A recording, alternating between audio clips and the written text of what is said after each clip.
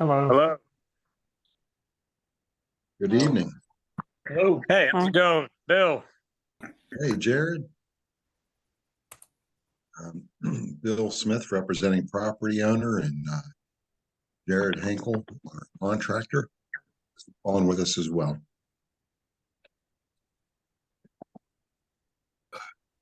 Thank you. Thank you all. Let's give it a few minutes. I think Jackie Kaiser from the Southside Community Council is getting settled in. We'll let folks join in here. Yeah, Jackie's setting up her audio. I'm Thomas Sharf. I'm the neighborhood planner for Southside. Nice to meet you. Good to meet you. Andy Tepper from Spork Island Trading Company. How's it going? Good, good. Turn my phone off here. I can see everybody but myself, but I'm irrelevant anyway. That's Bruce Henkel. He's been helping with the permits and the submissions.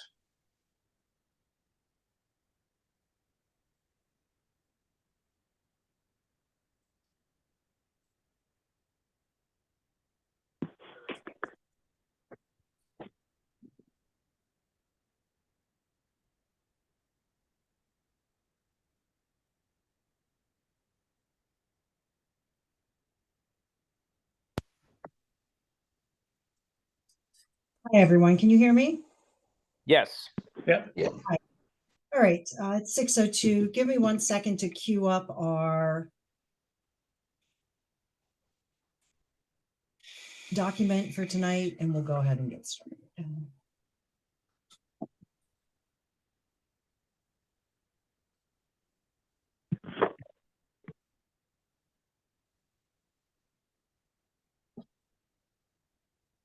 Go ahead and share my screen momentarily.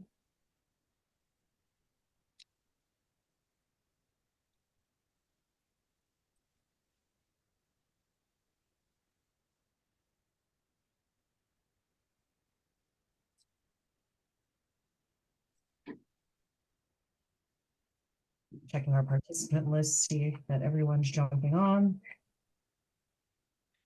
Can you hear me, Jackie? I can hear you, Bob. Can you see my screen? I do, thanks. Okay. All right, it's 6:03. Let's go ahead and get started. Welcome everyone to the Southside Community Council's October Development Activities Meeting.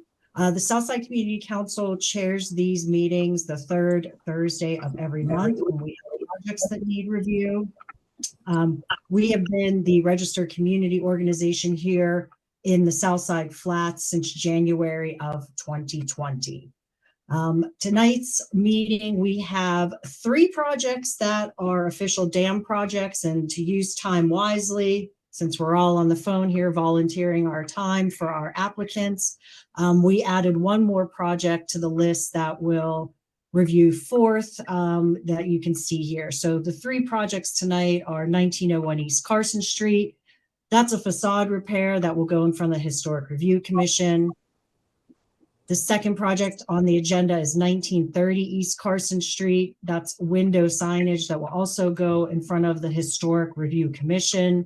And number 3 for the dam agenda is 2339 East Carson Street, which we're calling a patio project right now, but I think it's a little bit more, as you'll see. And this will also go in front of HRC. The fourth non-dam presentation tonight will be Colano Design will be showing us some signage for the exterior facades of the park, which is the new apartment building that's going up on the riverfront, and they are requesting variances for that signage. So in order to participate in the dam, if you're a presenter, I will allow you to share your screen. So please give me your name as shown on the Zoom account. Please describe the slides as presented in order to assist those that are on the phone, because I believe we do have some call-ins tonight. And so please remember to clearly describe your slides. And if we do change that status to make you a presenter, the Zoom may take a little reconnection pause. So let that finish, and then you'll be connected. After each presentation, which there are 4 tonight, we will invite questions and comments from the audience. The chat feature is enabled for you to ask questions. Typically what we do is we ask people if they would like to put questions in the chat that they can.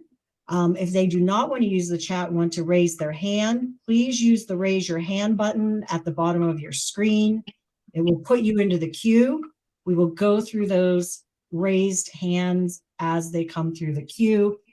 Following that, we will go through any questions in the chat. If you're on the call, you can press *9 to raise your hand, and I will announce the last 4 digits of your phone number and unmute you when ready. So please use that Q&A tool if you have any issues with the meeting as well.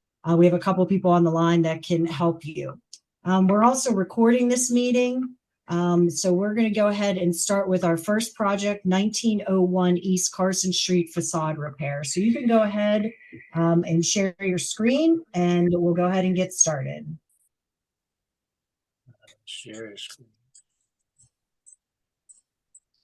All right. My name is Bill Smith.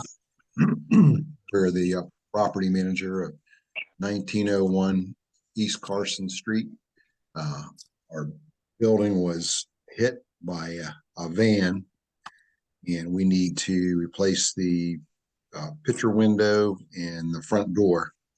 And I believe that's the extent of the construction. Does that sound right, Jared?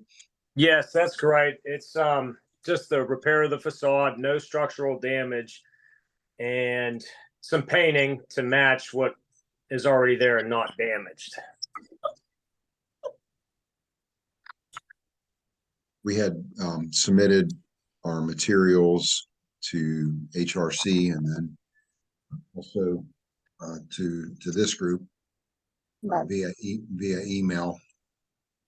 We were permits are all in queue to do things pending this meeting, and I think things go back to HRC, and then we have to also upload the results of this meeting to our permit application too with the city. Bill, do you have anything to share in terms of what the facade's going to look like once it's repaired, or what it looked like beforehand? Do you have the ability to do that, or would you like me to pull up what you shared with us? You could, Jackie. I would appreciate that. I would probably get to those documents, but I'm not real good at the sharing. That's okay. Let me go ahead. Neither am I.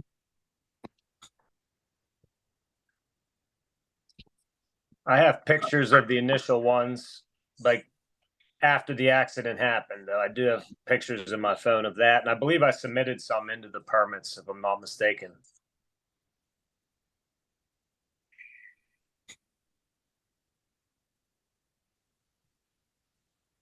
I'm pulling up your document right now, so give me a second here, and then I will share my screen, and you can walk us through that. Thank you, Jackie. Yep. Can you see my screen now? Yes. Yes. Yes. Great. Okay.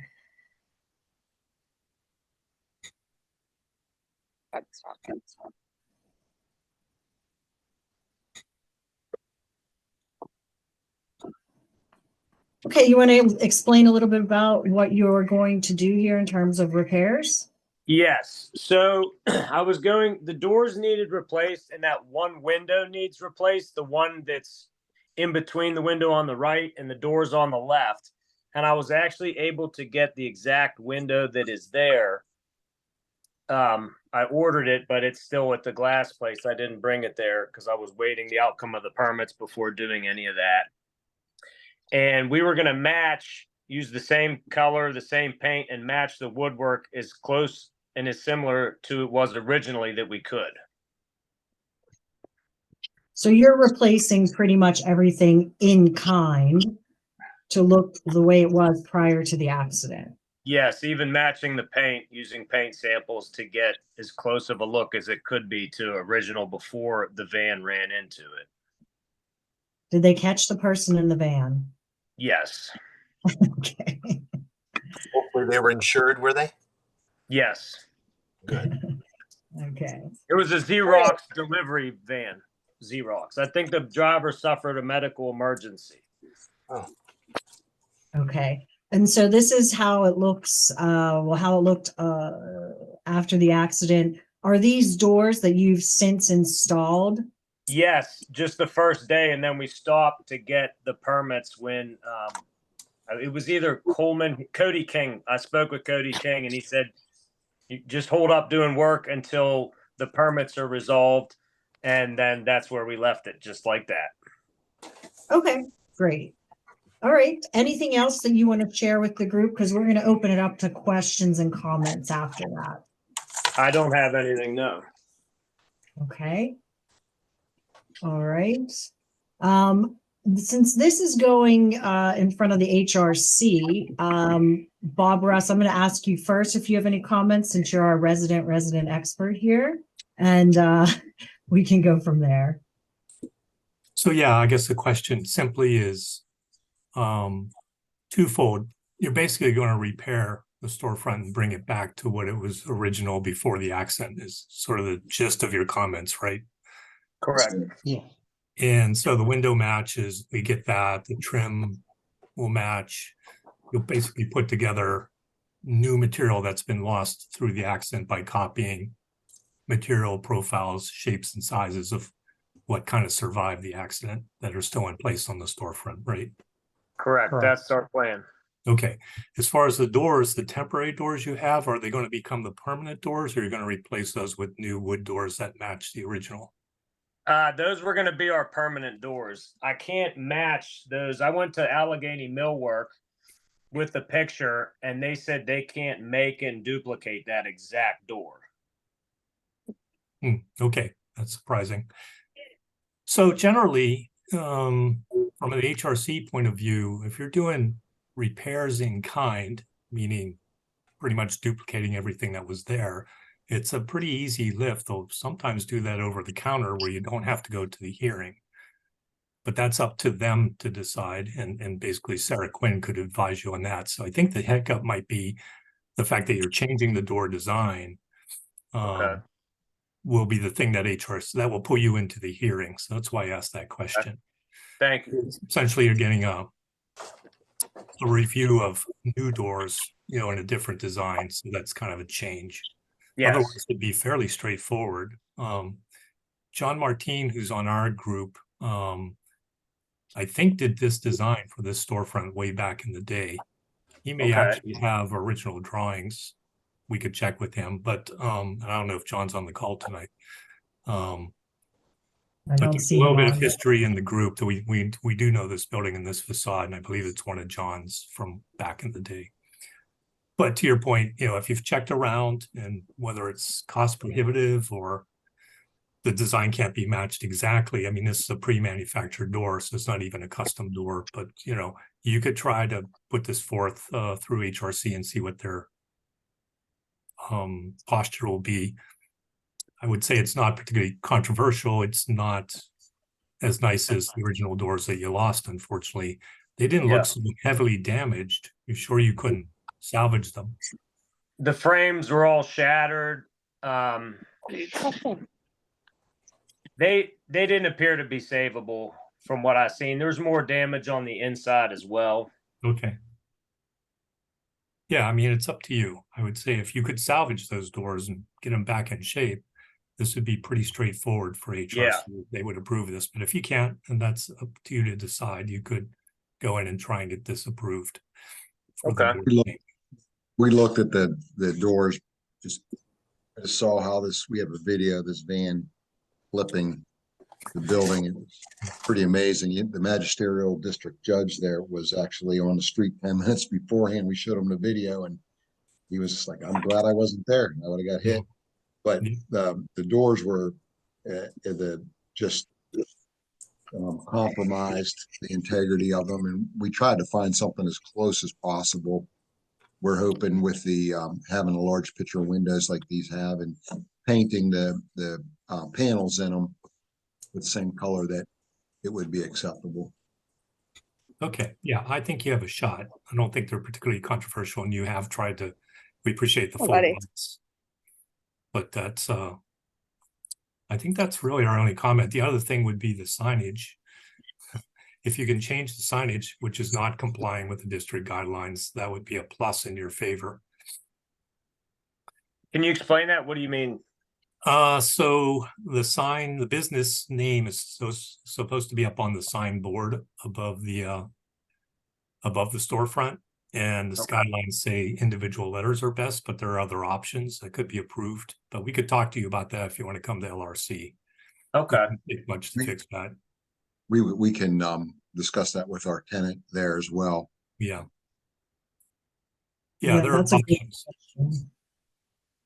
but the way that's been tacked up, you probably didn't get that approved by HRC. It was before we started managing the property. I would agree with you. It's very possible. Right. Yeah, fair We enough. started managing the property in May of 2021, and everything was existing. I'm very familiar with. You normally need to fill an application out to put a sign up, go through the process. Yeah, no, we got it. I appreciate that. That's all I think I have to say. Any other community comments? Jackie, you can lead that. Okay, thanks, Bob. That was all great comment. We have 2 hands raised in the chat. Mike McKay, you want to come off mute and go ahead and ask your question or make your comment? Yes, could you go to the photo with the new doors that are in there now? Go, sir. Okay, right there. Could you go up just a shade? Up? The other way. Okay, right there. On the left-hand side, is that a steel post right there? Yes. That's behind Yes. the woodwork? That is correct. Okay, so there's one on either side, and neither of those were damaged at all when the van hit it, huh? No, they are still plumb and they received no damage. Wow, that's pretty amazing, huh? Yeah. Yeah, I live right around the corner from that, so I've seen this for quite some time, and I didn't even notice about the new doors. But all right, that's all I really had to say. I just wanted to make sure that the columns weren't damaged. Thanks. No, we checked them out. They are absolutely solid still. Okay, they go all the ways back probably to when it used to be a drugstore called Bennett's. Really? About 100 years, yeah, about 100 years ago when I was a Okay. kid. Wow. And Mike, we apologize. You've had to look at this way, this long. I have to take responsibility. We had no idea that we would need a permit to do the work since it was not structural work and it was emergency repair, nor did we realize it was a historic area as well. So that's all my fault. So that obviously slowed us down to go through the process, but we're trying to get it done. Okay, I appreciate it. Thanks. You're welcome. Thanks, Mike McKay. We have another hand raised. Next in the queue is Mike Clark with Southside Community Council. Yeah, hi, Jackie. Can you hear me all right? My video. Yep, doesn't- I got you. Okay, sorry, my can video hear is you. not working, so. So my only comment is, I think it's back to what Bob was saying about the door. The door seems very builder basic, to be honest with you. I'd like to encourage you to seek out a custom door that fits the opening and not have this. This is not, I don't think, what I'd like to see as a neighbor and a resident along Carson Street on our storefronts. The insurance is paying for it. There's all kinds of companies. I think you fell a little short with Allegheny Millwork. They're not doing that kind of work. I think they might if you pressed them, but there's straight stores down in Lawrenceville. There's also First and Lasting. They're in just outside the city. They'd all make these doors for you and install them. I'd like to encourage you to talk with them to get it, because this is just what we see on residential Ryan homes. This is not something we use on the front doors along Carson Street. So, can you give me those names again? Sorry to interrupt you. You said Straits? Straits, Straits Door Company. Okay. And they're down in Lawrenceville, past the end of Lawrenceville there. Okay. And the other one is First and Lassing. It's PH. IRST, and Lassing, LASSING. Okay. And I've had custom doors built by both. They're very capable. They can, whatever wood, they can match it exactly. And they're in Hummelstown, I believe, but they ship anywhere. Okay. But I think myself and many neighbors would prefer to see them more in kind to what was there to preserve more of our neighborhood's character than less. But it's my 2 cents. I'd appreciate it. Thanks. Thank you. Yeah, Mike, I Okay. concur. I missed that, but the fact they changed the door sizes would be an issue with HRC. So thanks for picking that up. Yeah, thanks. I think that's, yeah, that little gap on top is just, yeah. Yeah, we'd have to see the full facade and see what it was before and compare it. So that's a good point. They do not like when you change door sizes to something different than what the building might have had. Right. Yep, good point. Thank you. Thank you. Mike McKay, your hand's still up. Do you have another comment or question, or if not, can you Oh, lower your? sorry. I thought it automatically went down after I talked. My mistake. Okay. There we go. Okay. All right. We have no one else in the queue, and I believe we have nothing in the chat. Nope, nothing on the chat. I really appreciate you both coming here to present this tonight.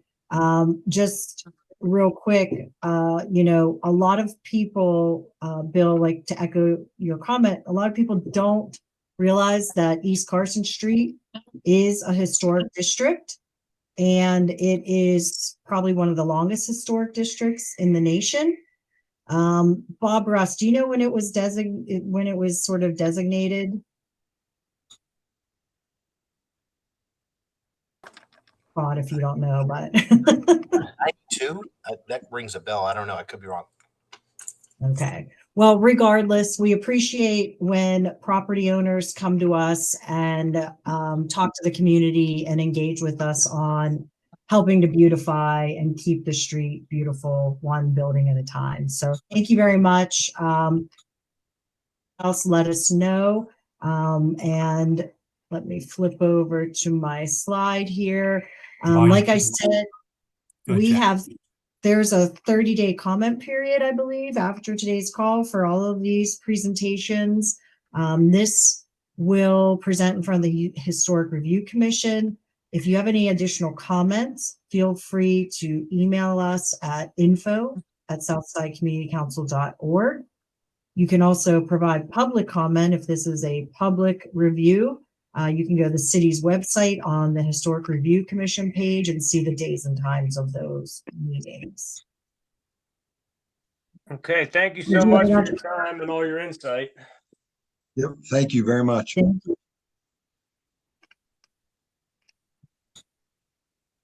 All right, I'm gonna flip back over here.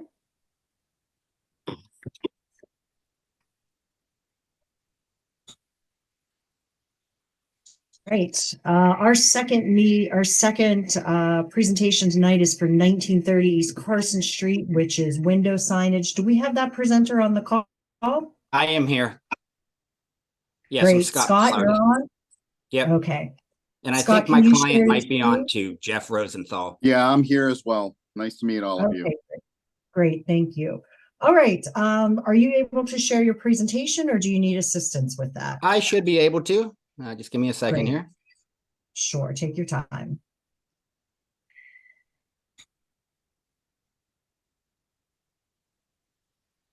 Okay, can everybody see that? Can you hear me? Okay. I can hear you now. but I can't. see Okay. nothing. All right. Can't see anything, so. You can't see anything? There we go. Now it's showing. Can you see it now? Yep, we got you. Okay. All right. So my client, Jeff Rosenthal, he's the owner of 5 Star Dentistry at 1930 East Carson. And we put up some window graphics on his building and found out that we were in violation of the historic district. So that's the reason we're here tonight. That's the exact violation. We're only allowed to have 20% coverage or 8 square feet, whatever is greater. Take it. There's the mock-up we did originally. Here's a couple pictures of the actual installation. We did nothing else to the facade except for paint it, and we installed the new signs, as you see, and we did obtain permits for those that were in compliance. And so the main purpose, I guess, that we're here tonight is basically the reason that we put up this window film is he is a dental office, and the windows on the side of the building and on the front, you can see directly into the office as well as the procedural rooms. And the reason that we're requesting, to be here tonight is basically to protect the privacy and the confidentiality of their patients as promised by the HIPAA Act of 1996. And this allows visibility, but it does not allow people from the outside looking in to be able to see the patients that are in their chairs having their teeth cleaned. And so there are some other businesses. These are businesses in a 4-block area. And if you look at, what we're being held accountable for is the violation of too much coverage. And these are 4 other businesses in the same block or within 2 blocks of 1930, that have their windows. And again, violation, what we're being cited for. And the main purpose of 5 Star is, we just want to repeat again, is they are a medical provider looking to protect the confidentiality and privacy of their patients under the security of the HIPAA Act. And, what is the reason for the other businesses to have theirs covered? We are asking for an exception to protect our patients. And basically, we do a lot of work with some medical marijuana dispensaries. And we have had similar things that were kind of overturned or allowed as an exception, for those medical marijuana dispensaries to protect the same thing. And I think a dentist office is a little more on the straightforward. And so that's why we're here tonight.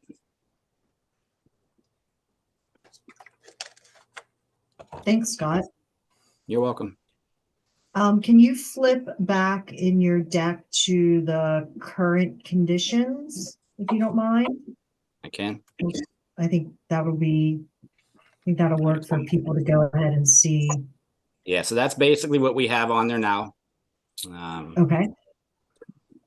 Very professional looking. We've had a lot of comments and we've had a lot of calls even come into the office. And so that's where we are currently. I am the sales manager at Fast Signs. I've been in the sign business for 12 years. We do a lot of work all over the city and kind of never, I guess, realized the importance of the historic district here. And so we did the windows without even looking at a permit, and then got a notification afterwards and brought it to our attention, obviously. Okay. Well, we appreciate you coming here today to talk with the community and hopefully resolve or help you resolve what we have here and what we're looking at. So I see hands are raised in the chat. Mike Clark, Southside Community Council, you want to go ahead and go off mute? Sure. I guess, sorry, I lowered my hand. I guess where I want to start is by saying, I get what you're saying about HIPAA, but I think you went at it with the right intentions, but the wrong solution. Because what you basically are saying is, we as a community have to have a giant billboard with much more signage than you're permitted because of HIPAA's making me do it, allowing me to do it. And that's, I mean, your other examples there, 2 of them are under 311 investigations to my knowledge right now for their screening on the windows. So those are not good examples. And just because they're wrong doesn't mean you get to right. And also across the street is a marijuana dispensary, which we had this exact conversation about when they came to us, because they had the same blackout windows with advertising on it. And we said, no go. And we came to a compromise with them where they moved it. Their entrance is visible. and their waiting room is visible, and then they put a wall back in further, so the waiting room is, you know, up against the street basically behind the glass, and you see the activity and know what's going on. So I guess I'd like to encourage you and the owners to come up with a solution that is not advertising, and it opens up some of it, and the other part is more of a some type of a tint or something. But I know that's Bob's going to have to give me some advice on this, but I know what you're saying, but that's not. It's just not in compliance, I don't feel. Bob, could you add some info to that, back up for that? I just Yeah. don't know the area Yeah, very well. no, I think you're getting to it. And let me start off by saying, welcome to the neighborhood. I mean, we want the business here, and we want the building lit up. It was dark and has been a problem for a while, and the new owners have painted the facade. They had a certificate of appropriateness for that work. And Thanks, Jack. So, yeah, I think the hang up here is you have so much graphic on the vinyl covering that it's qualifying as a sign. You're advertising the business name and services and all that. So the city cited you for signage in excess of what the historic district guidelines and the neighborhood sign guidelines allow. And that as I recall, the vinyl went up before you had the actual signage above the storefronts. So as a temporary measure, you know, that didn't really fire anybody up until you got your regular business signage up, and now you're kind of exceeding the maximum allowable signage. So that's exactly what the violation is that they cited you for. And so Michael's correct. We've had this conversation with numerous businesses from Rite Aid to the dispensary and all up and down for many, many years about the openness of glass and what you can or can't do. So there's two parts here. Because you have so much signage, the city and their zoning is going to cite you for what they did. So you have to diminish or take away some of your signage to get into compliance. As a window covering, the East Carson Street Historic Districts would allow you to do anything you want to do for privacy behind the glass. So if you took all that vinyl down and put draperies or mini blinds or anything else to give you privacy, you're allowed to do that as of right. That doesn't qualify as an exterior alteration to the building or to the storefronts. So the fact that you're kind of stuck on the glass and covering it all up. And I outlined a number of provisions in the guidelines, sent it up to Bruce Krause's office, and I think your building owner who had contacted them and they contacted me. I asked Mr. Katz to send that along to you guys. So there's about half a dozen provisions in the East Carson District guidelines that kind of ask you to keep the window glass mostly transparent, open, and to comply with the business signage guidelines. So if you want to come to LRC, we can go through all this because it's somewhat complicated. And Mike's point is we've been through it before. We know what HRC will approve. And it's some combination of some graphics are allowed on the windows to a certain percentage. If you don't have business signage or business names, it won't qualify as signage. You can achieve your privacy any number of ways. And we have several different solutions to offer you as choices that HRC would probably approve. So it's hard to cover it all here in this meeting. But yeah, something will have to change to get you removed from the violation and get you more in compliance with the zoning and the guidelines. One other example that we didn't mention was the Rite Aid down at, what was that, 27th? Yeah. That they showed us initially with almost the entire windows covered up like yours.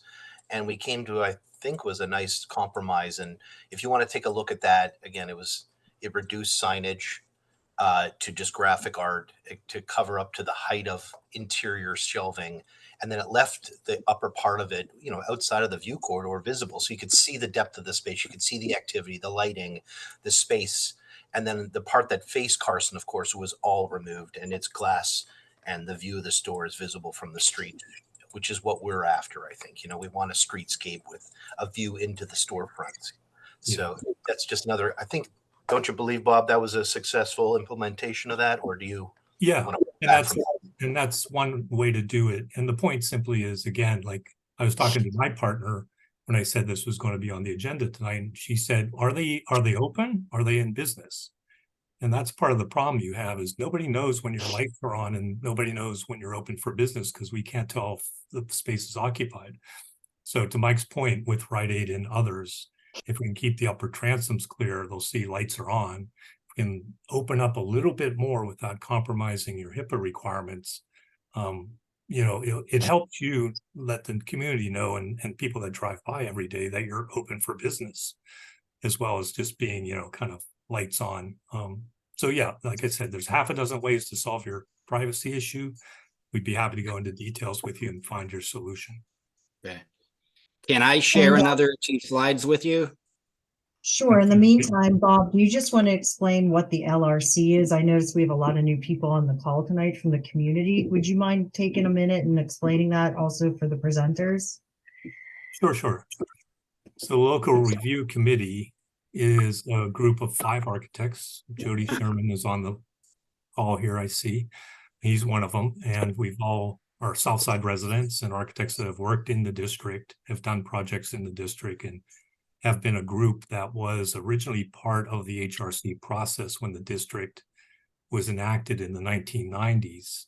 John Martin and Jerry Morosco are on it, and they've been there from the beginning. And to answer your question, Jackie, the National Historic District, East Carson was a National Historic District in the mid-80s, and then became a city landmark district in the 90s. So sometimes it behooves us. We don't understand how people don't know there's a historic district here. It's been around for decades, but it seems to happen. Yeah, that's why I wanted to ask that. So Yeah. thank you for that background. It helps educate a lot of people. Thank you. So we give free advice and help you fashion your application to get approval at the HRC because we have that experience over the years and kind of, you know, knowledge of what the district guidelines are trying to achieve and can kind of demystify them or explain them to you and get you an application that HRC could accept on the first go around, hopefully. So thank you. If I could just chime in for a second and ask a question. Are you indicating that if the same exact, you know, decals that are on the windows are placed inside rather than outside, that that's acceptable? No, they haven't allowed, they've allowed some applications of decals on the inside face of the glass with certain caveats and somewhat of a review process. So it's not that easy. You've got 2 problems here. You've got signage on it. So that's a problem. It's qualifying as a sign in excess of the allowable areas. If it's just a privacy film, say, and it was semi-transparent, so you couldn't identify the people behind the glass, but it let daylight in, which would be an advantage too. And I guess the ones you have may do that. I haven't been inside your business to know if they're somewhat translucent or transparent, like you could see out, but people can't see in. No, they are very transparent, yes, from the Yeah. inside to the outside. And the hours of the operation of the practice are on the front doors. I know. And but that we- area is right. able to see lights on during the day as well. It's not so obvious. But to the point is, we, you know, Aldi wanted to do this, Rite Aid wanted to do this, the dispensary wanted to do this, and any number of businesses, the nightclubs wanted to do this. It hasn't been accepted by the HRC when you totally cover every piece of glass on the storefront. So that will be an issue. So yeah, we'll work with you to get this fixed. You'll be allowed something, but there's other solutions too. So we can talk about it in more detail. With all the applications tonight, we can't go into the dozen different ways we could solve this problem with you. But that's what LRC is for. We'll bring you in on a Tuesday night and we'll talk just to you about your project and work with you to help you fashion a plan to something that's acceptable for you.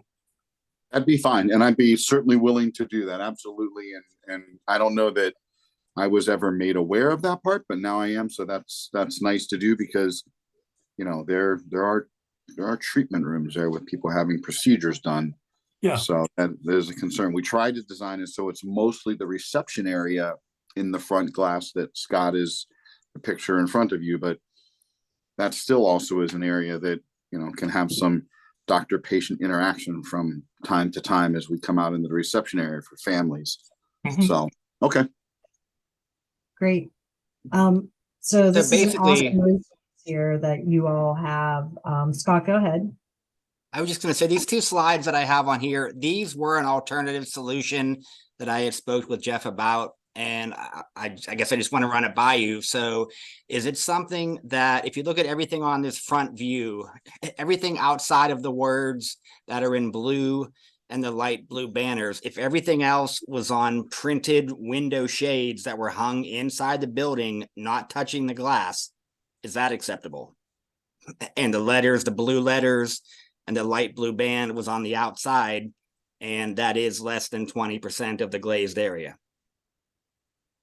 Everything else would be printed window shades, window blinds, if you will, that would hang 2 to 3 inches behind the glass inside. The quick answer here's the is side view. probably. The quick answer is probably yes, because the guidelines don't want to stop a business from setting up a window display, basically. So the guidelines deal with exterior of the building predominantly, or attachments, or they generally want more transparency. So they may still have an issue with that. But the quick answer is, yeah, if you took this all down and put drapery behind it, totally within your right, the HRC would have nothing to say about it. Is it desirable? And I'll let the other community members speak up. I mean, we're trying to help you with your business too, and the perception that your office may not be open when it's open. So there's other architectural things and things we could talk about that may help your business. But as a general guideline, yeah, you're free to do anything behind the glass, behind the storefront that you want to do as a display, or turn your back on the community or turn your back on the street and wall yourself off from it. So it's possible, yeah. Now, to that point, Rite Aid and Salvation Army and others wanted wall space inside their store. They didn't want glass windows. So at Salvation Army, they put a wall behind the storefront, a couple feet back, and they use it as display. They have 2 windows, one you can see into the store and one that's more of a display. They wanted an opaque wall, but we also wanted more glass. So you can kind of peek in through the side and see that the store is open and see a display. But yeah, to your point, there are other solutions that you could do as of right without HRC review inside the building, inside your space. Okay. I would just encourage you to say that, the transom would be nice if it was left open, because it's a perfect eyesight. You know what I mean? It would let light in. It would let you view the ceiling. I know that ceiling's not that interesting, but at least it gives you that feeling that there's depth, there's presence, it's open or closed, and as a starting point. So consider that. Thank you. Okay. That's exactly what we don't want to happen, so that people can't see who's inside. That's a privacy violation, and we're trying to come with a compromise that you can see outside when you're inside very easily, and it's clear as day with maybe just a little tint that's there, but it does not allow somebody from the outside that's standing on the corner with a bus stop there to glare at people inside the reception area that are having a private personal procedure done. I'm not promoting that. I am saying that in the window, there's 9 of them here in each bay. The bottom 3 are the main window. The upper 3 are what we call a transom window. If the transoms did not have covering on them, I think that would be adequate and sufficient. And it would also offer that openness as a compromise. I'm just starting there. It's just starting point for you. Okay. So I mean, I like that proposal of keeping the just basically making it the bottom third of the window, because those bottom windows go up probably 6-7 feet, of which will cover just about everybody walking across it, isn't that tall to see through. So, okay. Yeah, and that's. Do we have to go to the LRC to have that reviewed, or what's the next step? We'd encourage you to come see us so we can refine and make sure you could. So let me say, you don't have to see the LRC. It's not part of the process requirements. We advocate it because we can, if you go with that simple solution to HRC, it may not be enough. They may ask you to do a little bit more, talk to you in more detail. So we think we could help you take that one step further, or at least refine that, so that when you go to HRC, it's very clear that you're going to get an approval. That's what we advocate. So take it or leave. Do I reach out to you directly to set Yeah. that up, or? Yeah, Jackie can give you my information and we'll share phone numbers and email. And we Okay. can set it up for next Tuesday. I appreciate that. Mhm. Yeah. Yeah, that's a I great can comment. Thank definitely you. pass on that. Yeah, I can definitely pass along that contact information because they are a great resource. A lot of business owners and landlords have used them, and you can't get anything better than free professional advice. So, Mike McKay, you have your hand raised. Do you have any comments or questions? Yeah, I have a couple. First of all, I think that the job they did on the building is very nice. The color scheme and everything. I think it looks good. A lot better than some of the other buildings along Carson Street. The next thing is the slides that you showed that showed the other four buildings, other four businesses with all that advertisement on the front. Before Mike Clark had mentioned that there are some of them under a 311.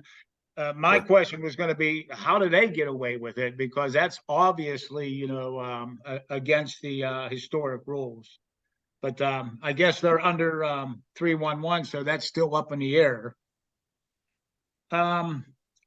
Another question that probably doesn't pertain to 5-Star Dentistry, but I've seen some action is, do you know what goes on upstairs? Who's up there? Yeah, Mike, I think we can sidebar that for another discussion. That's not Okay. for tonight. So, Mike, I can help you with all those answers, but I can just tell you that very quickly, the previous tenant was removed, and now Okay. there is a new tenant in there that occupies a very small section of that space. That did occur late this summer when that transition changed. That's about all I can tell you on that. Okay, all right, that's good. Good to hear. All right, thanks a lot. It was a concern for us too, being downstairs. Yeah, I can imagine. All righty. yeah. All right, great. Do we have any other comments or questions? I didn't see anything in the chat.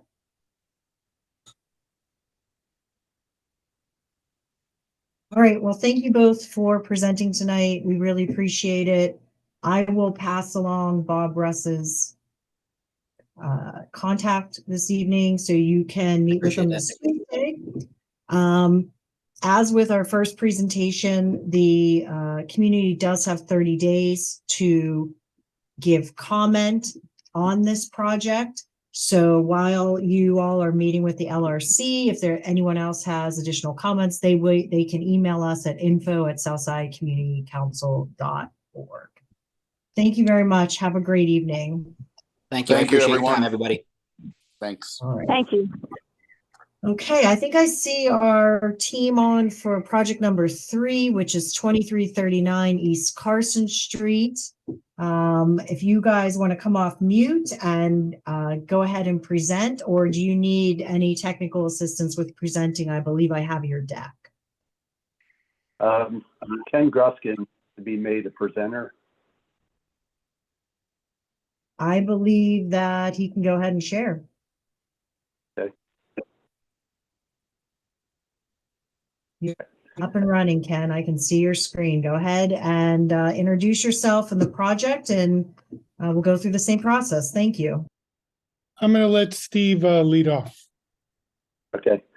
Tonight we're presenting our plans for the renovation and the name change of the Double Wide Grill located, as you know, at 24th and East Carson Street.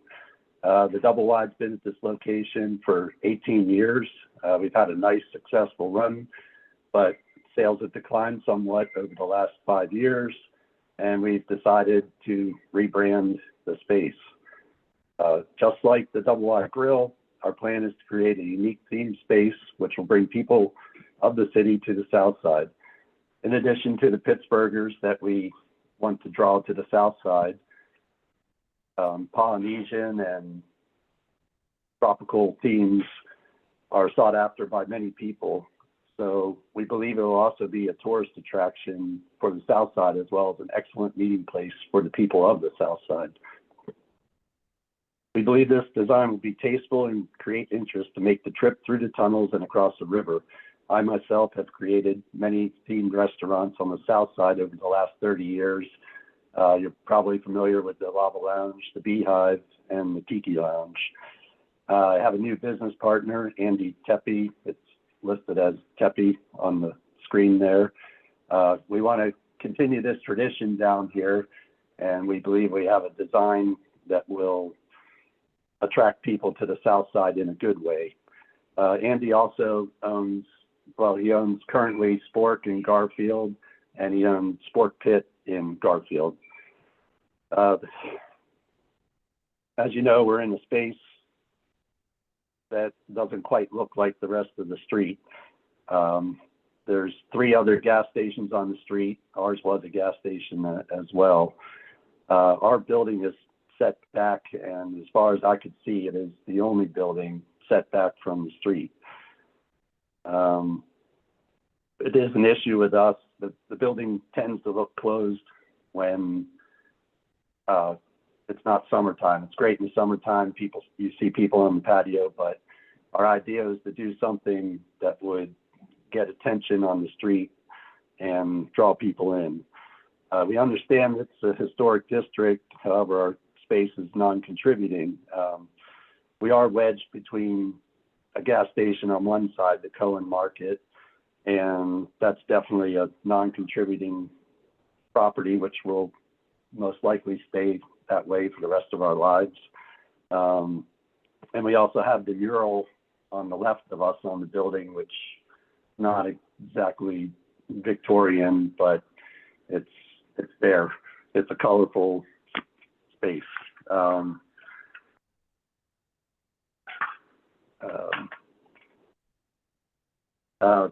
That mural is somewhat permanent in our opinion, and I'll have Ken talk more about it in coming up, but we'd like to, kind of tie that, the funness of that mural into our project as well.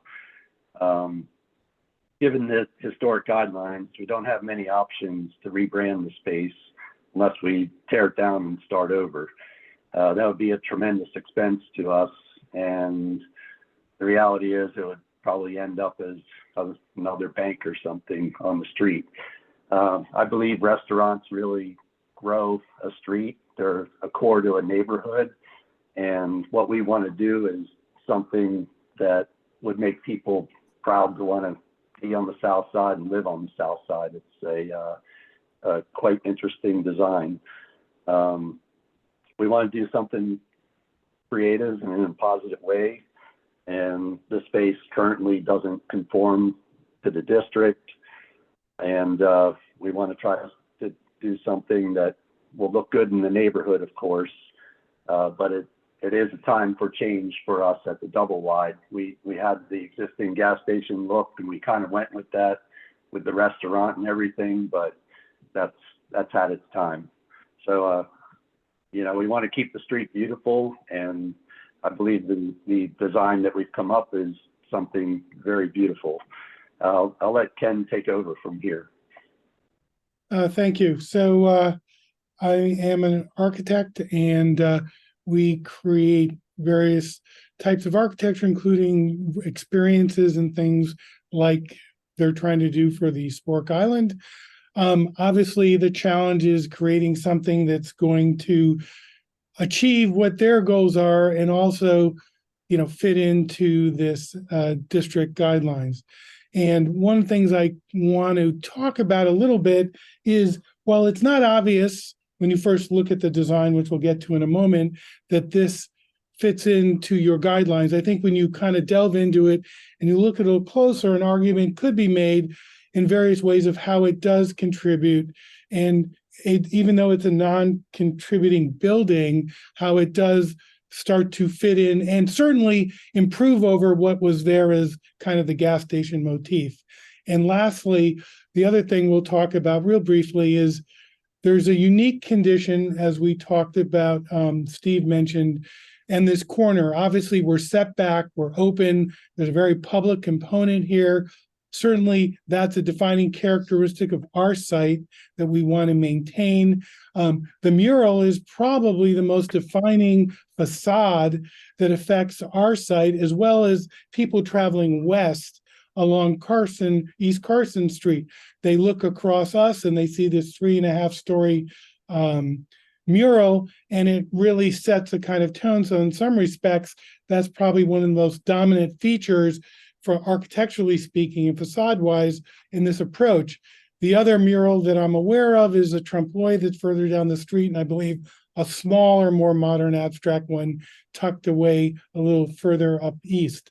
But that said, this defining corner is kind of a gateway into that district. This mural sets a tone of characteristics, color, geometries, and tone. So what we're proposing, we believe, enhances that and pulls it in. And I think the danger always people say when you do something different is that, we're creating a precedent. What prevents someone else from saying, hey, they did this or that?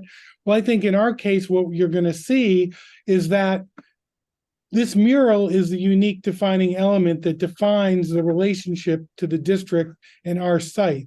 And that is how it becomes a unique approach. This is looking across the street. You can see these masonry piers defining the edge of the property.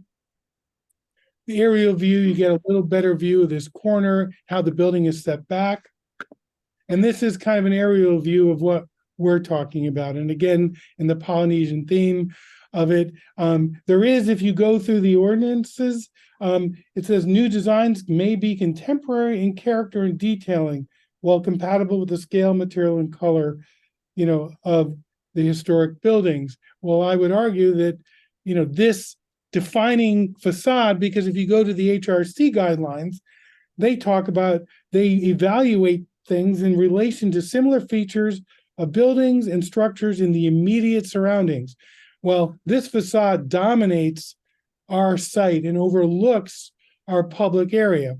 And certainly what we're trying to do is find a way to really energize this public amenity space with this. Obviously, we have our smokers up here, but you can see that in some respects, the coloration of what we're doing, of our material colors, of the geometries, even some of these abstract flower shapes that evoke some of the Polynesian shapes and palm trees and whatnot. So again, I think what starts to happen is the characteristics of our proposal and this start to visually have a symbiotic relationship, therefore improving the compatibility and character of this corner. Obviously it's not a Victorian building or in character in that way. However, I think given this unique characteristic, it kind of makes visual sense at that point. Originally, we also want to point out other aspects that we believe it also complies with. So it says one of the criteria was original openings and buildings should not be altered. Now, that is for buildings that are contributing and ours is not. However, we are keeping all of the openings, basically they're in the building. We are slightly modifying the entrance a little, and we are changing the fenestration details, but the openings are remaining intact. And, when it comes to another aspect, they say significant existing features such as steps, walks, and benches, which contribute to the character of the property, should be retained and maintained. Well, we do have those masonry piers that go around the edge, but I would argue what we've done, even though it's obviously of a different character in some respects, reinforces the street in a way those don't. Right now, you look at this, the facade or streetscape falls back to this building. It doesn't maintain the street. Here, we're picking up this line. We have verticality. You could even make the argument, which I guess I am, that we do have our kind of sill, and they talk about storefronts along the street having maximum glass, maximum openings. Well, even though there's literally no glass here, they are openings like a storefront to our public outdoor space. And again, I think we could say, since it's outdoor space, having openings is more true to what's behind it than if we built like a facade here and then still had the opening. I'll kind of go through this a little further. This is a view from the other corner, looking down inside under this outdoor trellis structure. And there's outdoor dining here. There's a gateway entrance here. This entrance, which is on the building now, becomes a pickup area, the smokers. This is a street view from the corner. And interestingly enough, again, we talk about the angles and geometry of colors. Again, it almost begins to look like these were meant to flow and work together as opposed to it being something totally different. The edge continues along here with some plantings that helps provide some visual privacy for the diners from the street, a little bit from the traffic. Well, let me go back here. This is looking in across the street as we look down to, this is the main entrance to the dining room here. This is a printed pattern that's on this building as it wraps around.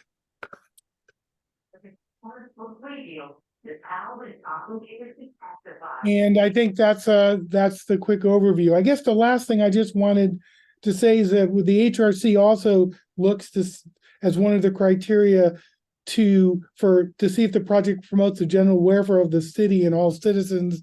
And I would respectfully suggest that having a feature like this with this open terrace dining and other things, energizing this district and bringing people in, not only will help the district, but also will help the general welfare of the city, because this will be a unique experience people can come to. And I think given the unique relationship with that mural, which has been there for a long time and hopefully would still be there, that it is preserving and kind of enhancing in a better way the historic character of this district, and in a very unique way because of that unique mural. So I guess that's a quick overview. Thanks, Ken. I'm going to go and look and see if we have anybody with their hand raised in the chat. I'll go ahead and give people a second to digest and come up with any comments or questions. Is the volcano going to be active? What do you think? Like, if that spits out vodka or pina coladas, I'm just going to say I'm in. First of all, the volcano is the ultimate smoker. And second, okay, I believe every 40,000 years it's possible it will be active. But okay, it's not going to be spewing lava, no. Okay. All right. I don't see anyone's hand raised. Bob, do you have any comment or question? I see you came off of mute, though. Yeah. So they did come to LRC a couple weeks ago, and we've been working and had a number of of projects come through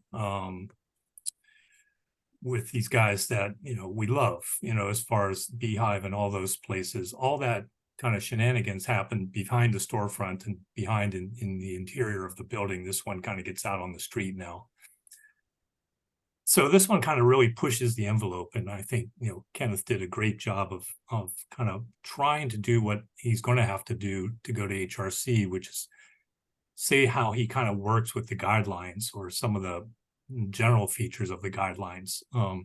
What'll be the heavy lift, and I don't want to get into the weeds on any number of things that we talked to them about, none of which they accepted and seem to have incorporated, other than to key their arguments a little more tightly. In any other neighborhood outside of a historic district, this would be awesome. In my opinion, this would be a blast, and totally within their right. For the most part, as long as the pagoda feature and the whatever we're going to call this front thing, a fence or a wall or a trellis, I don't know.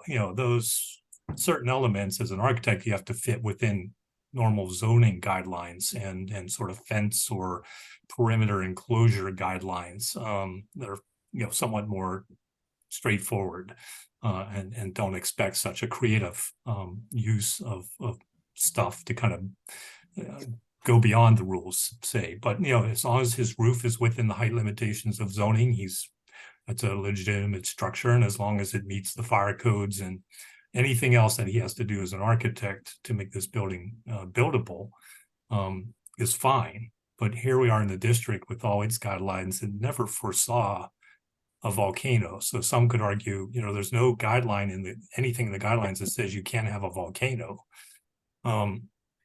Is it a display? Is it a sign? Is it a art piece? Is it something else? Is it temporary? Is it site furniture, just like the tables and chairs? So Steve's really and Kenneth are pushing the envelope here of the guidelines. So good luck at the HRC, but we're still trying to help you get to something that could be very easily approved. This time you'll probably go through and him and Han have a vigorous discussion about all this stuff, and we'll certainly weigh in, and we'll see if you're going to have to come back through the process a couple times to get something closer. I suspect there'll be some things, but I don't want to dominate the conversation with HRC and LRC guidelines or district guidelines per se, because I think that'll go around for hours. I think this is an opportunity for the community in particular to talk about whether they want to support this or their thoughts about it, and let them go on the record, because that's what the dam is all about. I can certainly share a few other things at the end if no one has comments. We want to talk further about it, but I'd like to open it up to others, because there's a bunch of things we could pick on here. Generally, it's not too far away from something that could be approved, I think. So we could talk about particulars in a minute, but yeah, let's just hear about reactions from the community, if that's okay with you, Jackie. Yeah, that's great. Thanks, Bob. I appreciate that. Kuei Lin, you have your hand raised if you want to come off mute.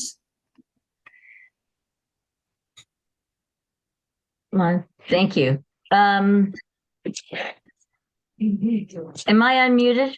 Can you hear me? Yeah, yep, we can hear fine. you.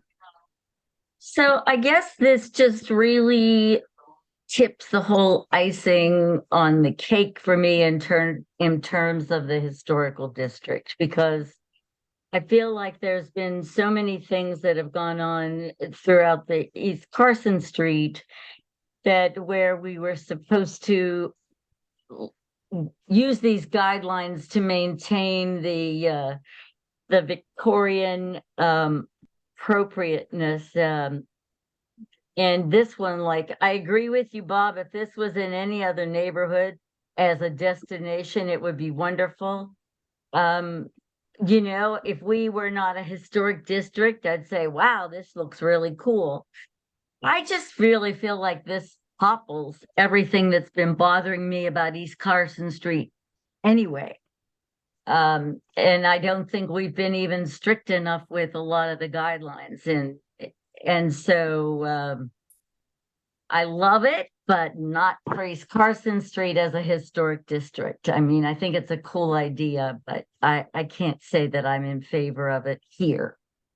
And I might be taking, business away from the South Side. That's, you have to try and weigh some of those things because of everything that's been going on. And it's in a section of the South Side that has been, I'm going to call, quote, safe.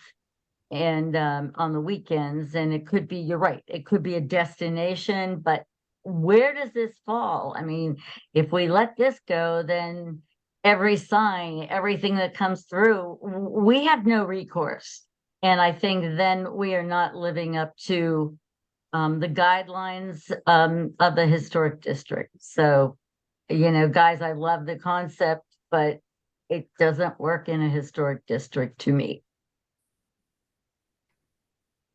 Thanks, Kuei Lin. Does anyone else have any other, you can respond to that. I didn't even give you a chance to respond to that if your team wants to respond. I guess my only comments would be that, again, obviously this is a non-contributing site and location, and I would think that our unique relationship to this mural is what doesn't create that prevents it from becoming all for, anything goes precedent, because no one else is probably going to have a 3-story mural of this character in the district that we're kind of architecturally, color-wise, geometry tying into. Certainly, I understand the concern, but I think if we were lucky enough to get the HRC to buy in, we would probably expect him to write a resolution that says that because of the unique relationship to this mural that's been part of the district and so forth, that would be a way of preventing that from happening. Can somebody respond to me about the grandfather or whether this mural has been appropriate? It probably has not been, No, I can say, to my knowledge. yeah, I can add that these murals, and there's 2 or 3 of them in the district, were done by the Sprout Fund a number of years ago. And then there were a couple other murals painted on storefronts, quote unquote murals, that came into the district around the same time. So this one was approved by HRC and the city. And our fight or I guess precedent argument was we didn't want primary street facing facades, particularly on historic buildings, treated like a painting surface and or an art surface and have murals painted all over storefronts. Some of the tattoo parlors did it. Ninja Entertainment was one of the first ones that paint their entire building with Ninja Mutant Turtles and all kinds of stuff. So we successfully were able to get that removed. But this went through a public art process with the city. And our point of view then was, as long as these murals occurred on these party sidewalls where a building used to be, and you never saw this wall before when the corner had buildings historically, that are now exposed, we kind of have a working relationship with the HRC and the city that murals of this kind could be painted on the sidewalls in select areas with some amount of control and oversight. So it wasn't put up there in the middle of the night. It did go through a review process. Yes, you could argue it's out of character. It's not a Victorian signage, but it wasn't meant as signage. It was meant as artwork. So it's there, and Sprout Fund's gone. I don't know who maintains these now, if anyone. So it is somewhat there as a grandfathered piece. The architect's correct. This site is non-contributing, and what that means is it's not like the building right next door at the green front. Not the best example of late 1800s, early 1900s Victorian architecture, but it's that basic commercial first floor, 2 floors of residential above, storefront on the ground floor, punched openings, brick masonry or stone masonry building. That's what the guidelines and what Quaylen's kind of leading to is the guidelines really look to preserve, enhance, retain, work within those kind of defining features of the district. This is non-conforming. It was an old, auto repair shop back in the day. That theme was sort of picked up when Double Wide came in, and I think HRC went along with them, saying it sort of was automotive, and Double Wide Grill kind of keeps with the theme. The only other themed storefront we have is one I did with Jerry Morosco at Tokyo Bistro, which was Sushi 2, which is themed Oriental or Asian Japanese restaurant at the time storefront. And again, there we worked with the district guidelines and have a storefront that obeys the district guidelines, but took on a theme. So it's that's sort of been our posture with this group, is to say, you need to work with the guidelines, but within the guidelines, there is some room for interpretation. I don't know where the volcano flies or where the Polynesian heads come in. They're going to push it. So we'll see if HRC wants to go along with this. I doubt they'll accept everything as is for what Quaylen is saying. You can't cherry pick the guidelines. Generally for non-conforming buildings, it says you should do something, if you do alter it, that brings into more conformance with the district overall, not make it more non-conforming. So I think this could be an argument that they're making this property more non-conforming, and HRC would likely see that. So then it's a matter of, where do we go from here? But I'll stop there and let others speak up because there's a lot of hands raised. Thanks, Bob. Kitty and Jeff, you have your hand raised. You want to come off mute?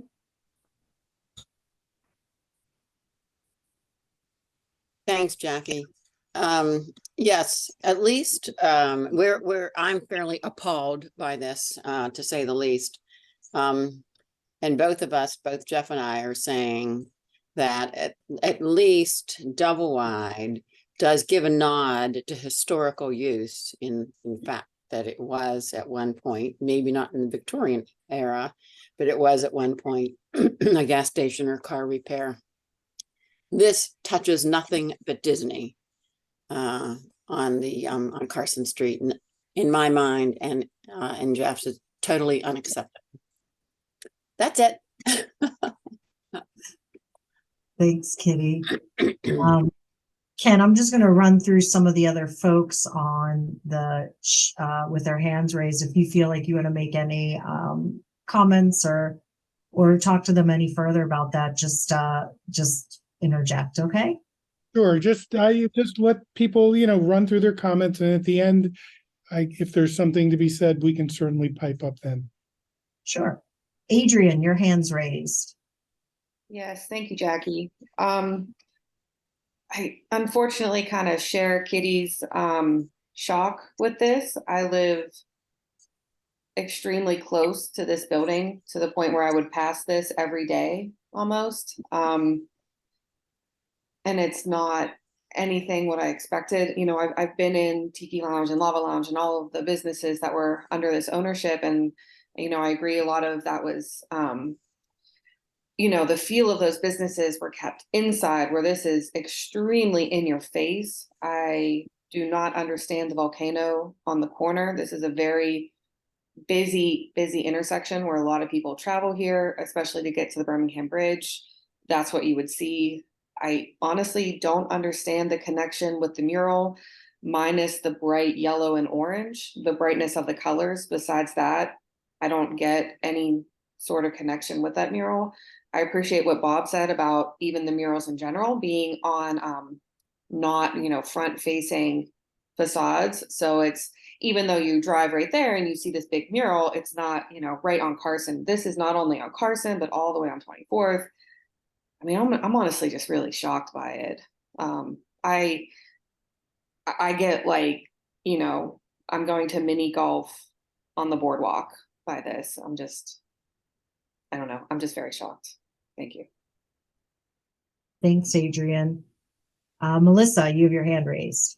Hi, yes. I'll be brief. But to be quite honest, I had no idea the South Side was a historic district. I had no idea.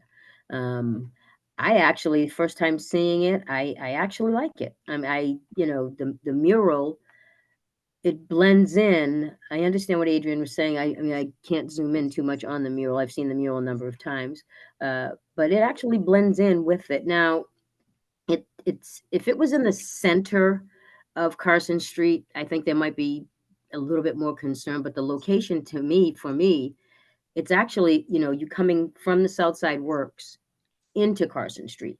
So it's kind of like a little gateway. The location of it, I don't know. I like it. I really like it. And I had no idea that the company that did this was the Tiki Lounge, but that's what I was going to say. It incorporates with the Tiki Lounge. And as far as when you talk historicness, again, I didn't know it was a historic district. I like the brightening up of Carson Street.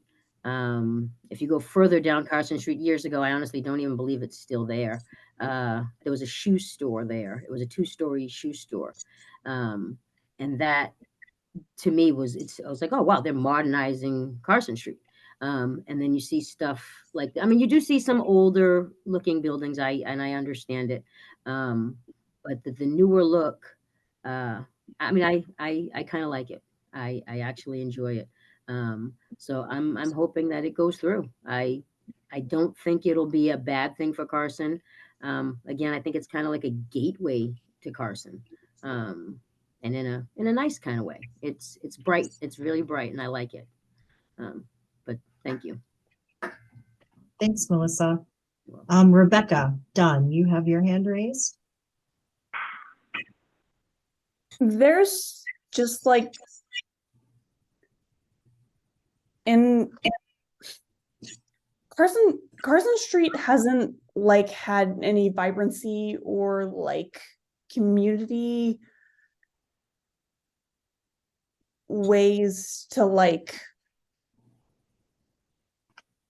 you know, that this would be a draw. This would be a draw into Carson Street, and maybe bringing more people in with the design. Like, what's the difference between this and like Randyland? Like, you know, could this bring more people into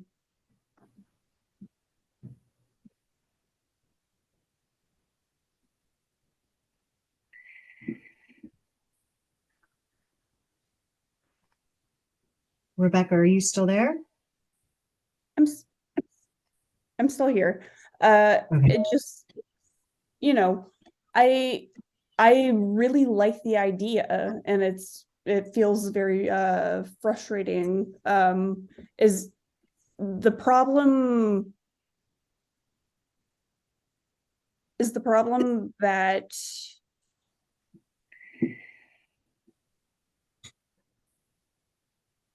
it's a historic. Yes. District? Yes, historic district. Yes. Yeah, that's the reason we're reviewing it today, is because it's located on confines of the historic district of East Carson Street. Okay.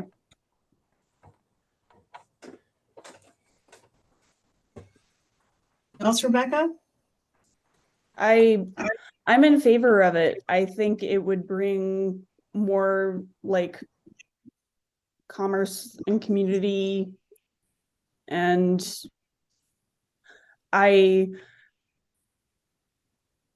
that part of Carson Street is very it's not very, there's not a lot going on in that part of Carson Street that could bring more people in. Like,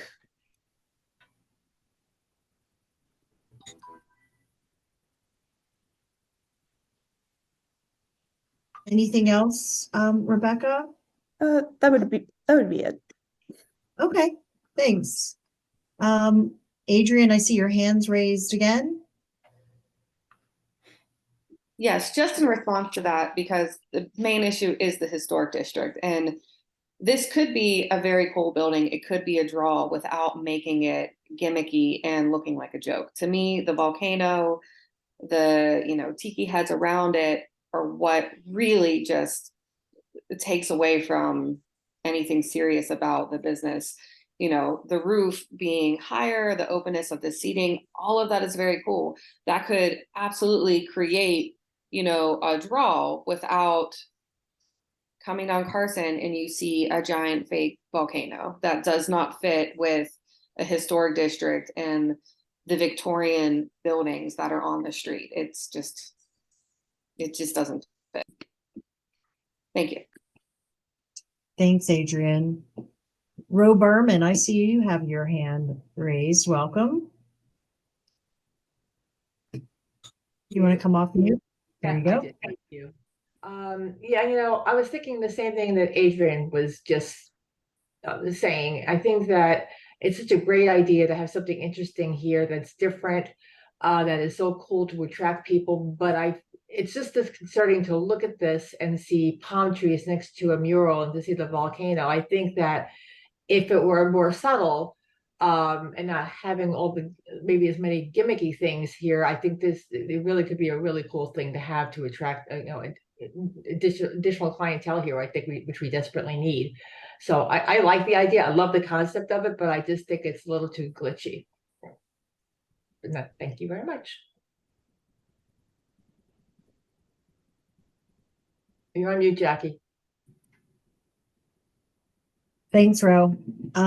Anything else from anybody else on the call? Any other comments or questions for the team that's presenting tonight? Jackie, can you hear me? It's Caroline. Yes. Okay. Yeah, I would just also like to say that I like it also. And I do think it will become a destination spot. And a restaurant is the right kind of destination spot we want in Southside. You know, they're building all these new apartment complexes all over Southside. And we need places for people to go. And I think this would be a great addition. But I kind of agree with some of the other people that maybe it can be tweaked on the outside and less, you know, theme park style, and put that more on the inside and just make it, you know, beautiful naturally on the outside. I think the outside space looks great, but maybe less of the tiki theme details. Thanks, Caroline. Anything else? No, thank you. All right, Melissa, you have your hand raised. Oh, no, I'm sorry. I didn't take it. I didn't take it down. Okay. Nicole, you have your hand raised in the chat, in the Zoom. Hi, yes, thank you. So as somebody who doesn't live on the south side, you can take my opinion for what it's worth, but I'm often there spending my money in the businesses. And I very much, you know, understand and adore the historical value of Victorian buildings, and I do think it's worthwhile preserving them. However, I think most of the time when I come to the south side, it was actually to visit these unusual standout destination businesses like the Beehive or the Lava Lounge, and I spent a lot of money there. And I think those businesses represent also kind of an important era of the south side's history that was a huge draw for outside business. Thanks, Nicole. Anybody else have any other comments or questions from either the community or the presentation team?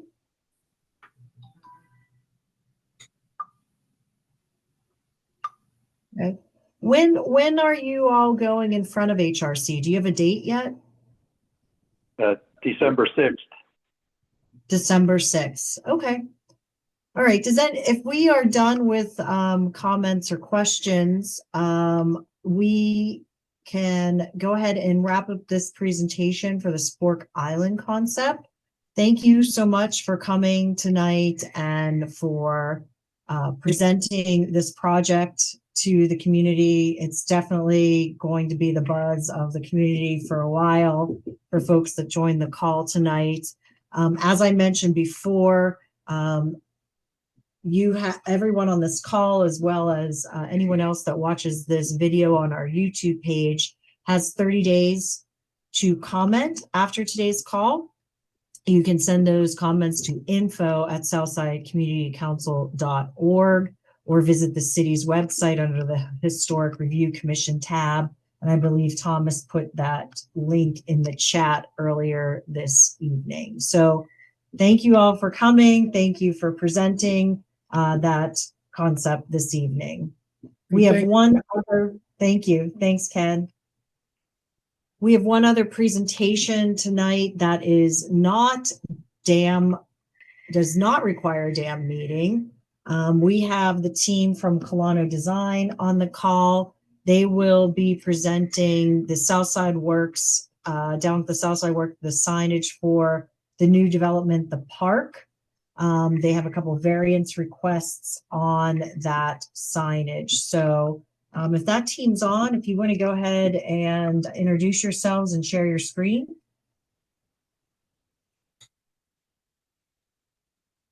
Hi, my name's Adam Killen. I am with Colano Design, and we're a sign consultant for Samara Road. They're currently building a new apartment building in the Southside Works along the river. This is in the area next to the Hofbrew House and REI. We are requesting from the city a variance for the quantity of signs on the facade of the building. Bear with me here, I'm trying to share my screen.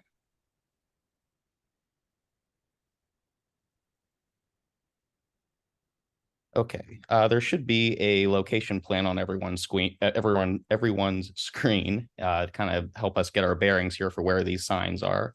There's a total of 4 signs, and they're all wall-mounted signs.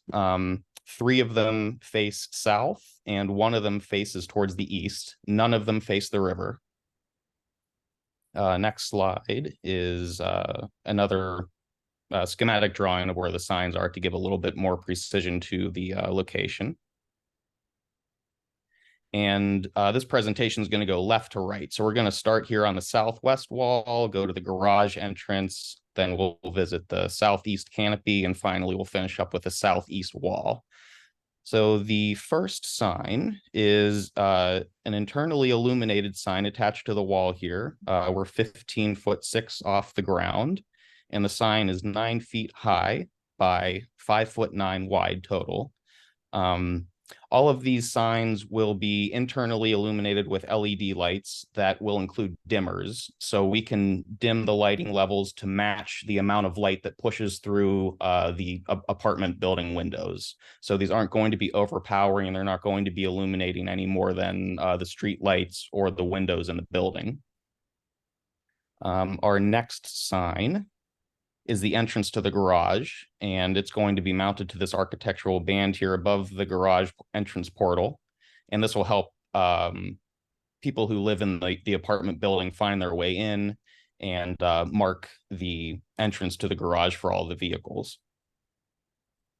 Our next sign is the canopy sign, which will be mounted right above the canopy. I'm going to zoom in on this rendering here. Our sign will be up here on this architectural canopy, and that will help visitors find the entrance to the apartment building. Sorry for the screen flying past you here. I went to the wrong page. These letters are 1 foot 8 inch tall, and the overall size of the sign is 10'3" wide. And we're attaching these letters to be flush with the face of the canopy, and it won't project from the overall level of the facade at all. And our final sign facing the east will be another sign, kind of like the first one that we looked at, and it will be up here on the building really close to the entrance. And this sign is to help people find their way down Water Street towards the apartment building. If there are any questions or anything, I'll be glad to answer them. Yeah, Adam, could you go over the variances that you're requesting for some of these signs? I know a couple of them are in compliance and you need a variance on the one facade. Can you please review that? Absolutely. We are permitted 1 sign per facade by right. And this sign that's on the screen right now on the east facade, this is the only sign on the east facade. So this particular sign does not require a variance. I'm going to go back to the canopy sign. The reason we're requesting a variance is for the quantity of signs on 1 facade. We're permitted 1, and the reasoning that our hardship for needing 3 signs is that the building is so long, it takes up so much horizontal space that we need people to be able to find each entrance to the building because they're separated by quite a large distance. I'm going to scroll back to our location plan. So from the canopy to this entrance down here to the west, we're at almost 400 feet. So we're helping to guide people from one end of the building to the other and letting them know that there's an entrance over there. And just to recap, we're requesting a variance for the quantity of wall signs. We're permitted 1 and we're requesting 3.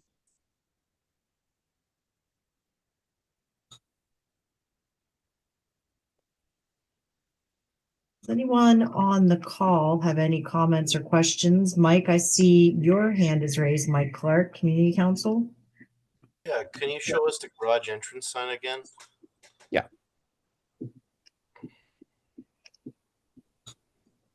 Here we are. Yeah. So it's not garage entrance or whatever, it's just the park. I guess I don't know why that one's necessarily needed since only residents are parking there. There is no guest parking, no temporary parking in there in the building. We talked about this when you came through before. So other than extra signage. Is there a purpose for this sign? Just to mark the entrance to the garage, would it be preferable to say garage instead of the park? No, I think the garage door does that for me. You know what I mean? I just feel like it's gratuitous at this point. There are oh, I'm sorry, go ahead. No, I was just saying, is it, I mean, it's basically just another sign saying the building, the park over the garage, but the garage isn't seeing visitors. It's only seeing the residents. It's kind of superfluous at this point. It's extra signage. You're asking us for a variance for a hardship. I don't see this as a hardship. I'm willing to agree with you about the second exit at the other end, or second entrance on the far left, but the garage just seems like extra signage for extra signage. Okay, we would like something there to direct the cars into that portal. It's set back from the rest of the facade by several feet, so it's not immediately obvious that there's an entrance there. If you're coming down Water Street, you're coming down from the side of the building, and your visibility of this setback entrance is blocked by these architectural features that protrude from the rest of the building. I mean, you have a device in your car to open the door. There could be lighting. I mean, we all don't need a sign over our garage doors, those who have it, to get into the garage. I'm just saying, I see what you're saying. You want a variance for the two extra signs. I just see one of them as not as being extra for the sake of extra. What's the hardship here? Can we not just do this with lighting? And it's for the residents. Nobody, as you've pointed out during the initial review of the project, not you, but the project architect, so there's no visitor parking inside this. It's only for residents to use. So if they all have their own passes, it's not like the first time they go in, they figure it out, and I don't think they have to figure it out again. So the signage is not needed, in my opinion.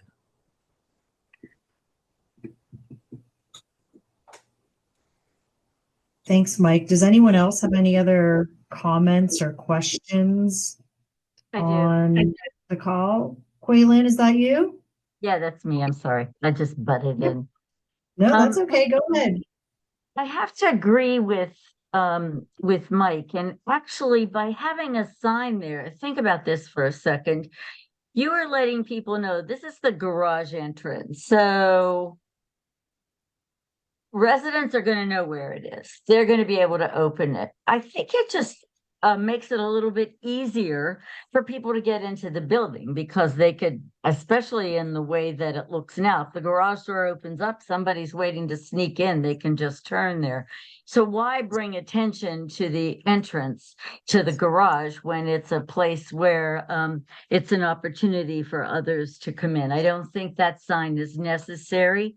I've lived in apartment buildings in the past. None of them ever had anything over the garage doors, which you can get in. And so I think that one's really not necessary, and I wouldn't support it. I do agree with Mike on either end. Yeah, I think that's important because it is a long building and it's large. But if I lived there, I'm going to know after one or two times going in the garage where it is. And I think that there's a safety factor as well.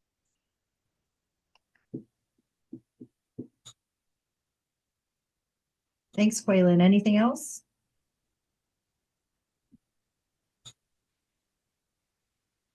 Does anyone else have any other comments or questions on the phone? I'll look in the chat. Don't see anything in the chat. One last time, anything else? Any comments or questions? No? Adam, when are you going to ZBA? We have submitted drawings to ZBA, but we haven't been advised a hearing date yet. Okay. All right. Thomas, would we have any timing on when we need to get comments back to Colano in letter form? Would it be the same sort of 30-day period? Because it's not officially a dam, there wouldn't be that formal 30-day period, but I believe it's the scheduling out of ZBA anyway is kind of, I think it's already good ways into November, so it's probably, for practical purposes, might be close to that anyway. Or around Okay. Yeah, there. I'm sorry. No, go ahead, Adam. What were you saying? I was just going to say that we weren't expecting to have the ZBA hearing until around November, December timeline because of the workload in the city right now. Okay, good to know. The reason I'm asking is because if anyone else on the call has any other comments or questions, they can submit that to the Southside Community Council via info@southsidecommunitycouncil.org. And we'll take those comments into consideration when we write a letter to the ZBA about this project. Does anyone else have any other comments or questions, or does Adam, do you have anything else that you'd like to share this evening? No, thank you. Okay. Thanks for coming tonight. Thank you for bringing that presentation to us, and thank you for staying on the phone till 7:41. I appreciate it. And thank you all for joining. Thanks to Thomas, our city planner, who also took his Thursday night to spend with us here in the South Side. I'd like to remind everyone that we do have the dam meetings the third Thursday of every month. If we have projects scheduled for review in November, that would be November 16th. I also encourage you to go to our website, southsidecommunitycouncil.org. From there, you can find out more information about a registered community organization, the development activities meeting. This meeting, as well as past meetings, are posted and will be posted to our community council's YouTube page. And if you do go to our website, you can sign up for our monthly newsletters there as well. So thanks everyone for joining tonight. Have a great evening and have a wonderful weekend. Thank you, Jackie. Thank you, Jackie. Thank you. Good night.